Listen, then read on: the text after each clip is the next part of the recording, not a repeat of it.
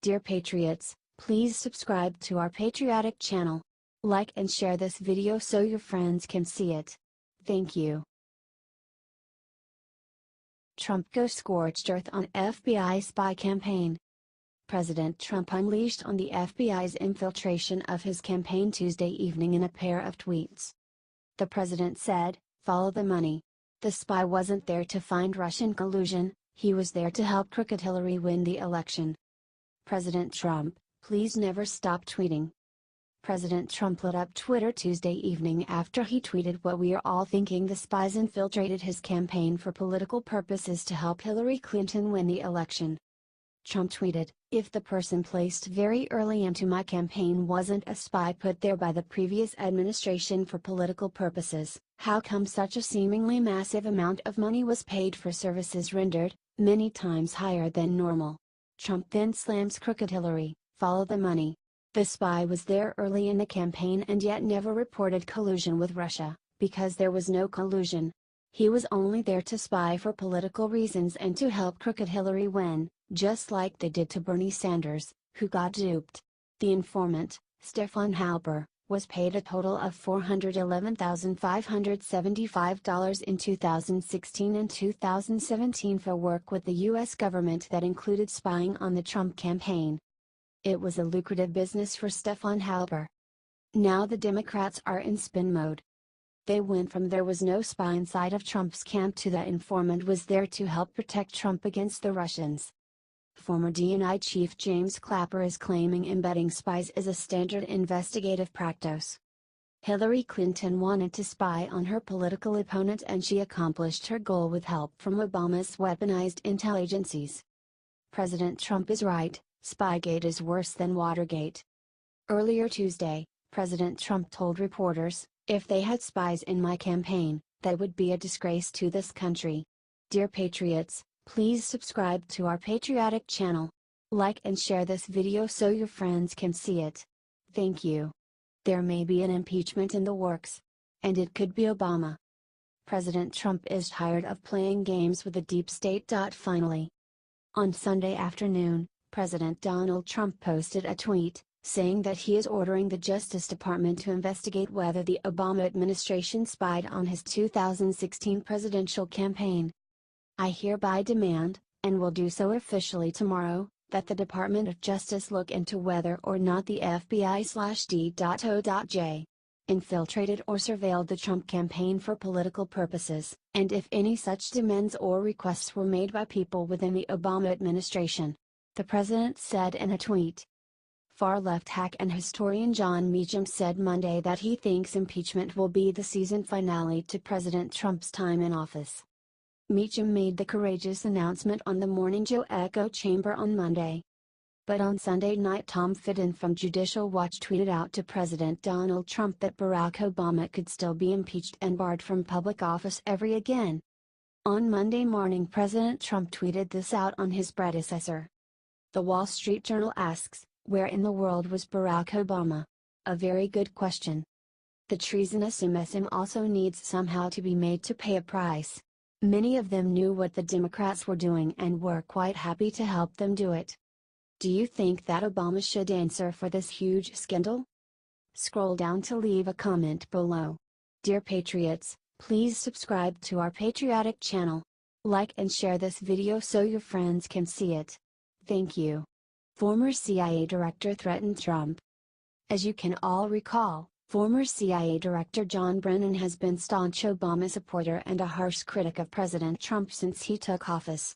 And why not? After all, he is the deep state and a globalist, and they need to fight in order to keep the power President Trump is taking away from them. Yesterday afternoon, Brennan replied to Trump with a very curious tweet. One where he actually threatens both Speaker Paul Ryan and Senate Majority Leader Mitch McConnell. And he did this after the president called for a new Department of Justice investigation into Obama and his alleged spying of then-candidate Donald Trump. Of course, President Trump replied to this disgusting threat. This past Sunday, President Donald Trump effectively turned the tables on the Barack Hussein Obama administration after he demanded a probe into whether or not his predecessor's FBI infiltrated and spied on his 2016 presidential campaign. This came after reports about how an FBI informant had multiple contacts with members of Trump's campaign, and the president point-blank asked what then-President Barack Obama knew about the operation, while at the same time clashing with former CIA boss John Brennan. And yesterday, the president formally asked the DOJ to probe whether or not the Obama administration was involved in all this and if Obama himself gave the order to spy on his campaign. It's obvious the Obama administration was rotten to the core. And the real reason they started this whole #resist movement was that they were afraid how far President Trump would go to uncover the whole truth about the DC swamp, which has had a hold of American politics for decades now. Today we all need to support President Trump in finding out what exactly went on.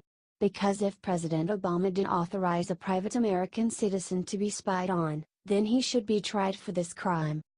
Here is more on John Brennan via The Spectator. An article in The Guardian last week provides more confirmation that John Brennan was the American progenitor of political espionage aimed at defeating Donald Trump. One side did collude with foreign powers to tip the election, Hillary's. Seeking to retain his position as CIA director under Hillary, Brennan teamed up with British spies and Estonian spies to cripple Trump's candidacy. He used their phony intelligence as a pretext for a multi-agency investigation into Trump, which led the FBI to probe a computer server connected to Trump Tower and gave cover to Susan Rice, among other Hillary supporters, to spy on Trump and his people. John Brennan's CIA operated like a branch office of the Hillary campaign, leaking out mentions of this bogus investigation to the press in the hopes of inflicting maximum political damage on Trump.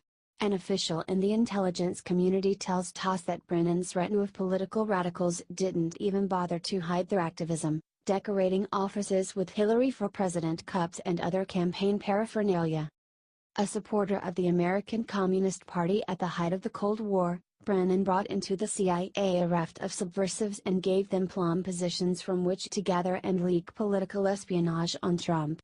He bastardized standards so that these left-wing activists could burrow in and take career positions. Under the patina of that phony professionalism, they could then present their politicized judgments as nonpartisan. The Guardian story is written in a style designed to flatter its sources. They are cast as high-minded whistleblowers, but the upshot of it is devastating for them, nonetheless, and explains why all the criminal leaks against Trump first originated in the British press. According to the story, Brennan got his anti-Trump tips primarily from British spies but also Estonian spies and others. The story confirms that the seed of the espionage into Trump was planted by Estonia. The BBC's Paul Wood reported last year that the intelligence agency of an unnamed Baltic state had tipped Brennan off in April 2016 to a conversation purporting to show that the Kremlin was funneling cash into the Trump campaign.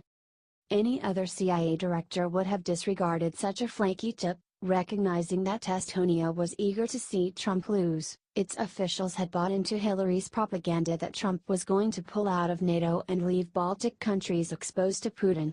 But Brennan opportunistically seized on it, as he later that summer seized on the half-baked intelligence of British spy agencies, also full of officials who wanted to see Trump lose.